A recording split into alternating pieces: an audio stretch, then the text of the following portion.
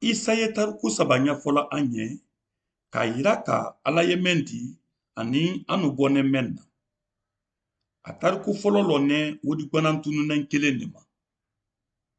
A fɔ alibada fo suɲa kelen fɛn dɔ la mɛn ka ɲi ali ma kosɛbɛ. Lon kelen muso bolokolon dɔ fɔda wodigbanan kelen na mɛn ɲatɔnɔ tun ka bɔn a ma kosɛbɛ. Wodigbanan wo tun bɛnnen tele kelen mun mɛn baara sara le ma. Alu ye alitoloma lɔ Isa la tariku ɲafɔnɛ na.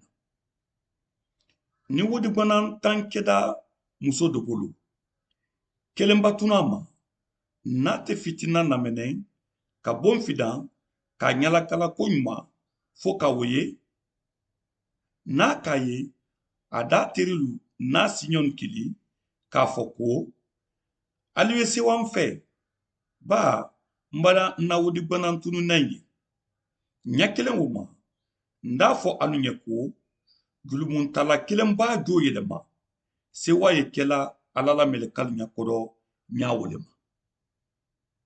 Ala ye an ɲinina i ko muso mɛn ye a la wodigbanan tununnen ɲinin kan hali n'a m'a lɔ wala an t'a ɲinina an na ko ka di an ye. Ɲatɔnɔba le ye an na Ala ɲɛna. A fɔ alu y'a fɛ kalo lalɔnni ma ka fɔ o ko kan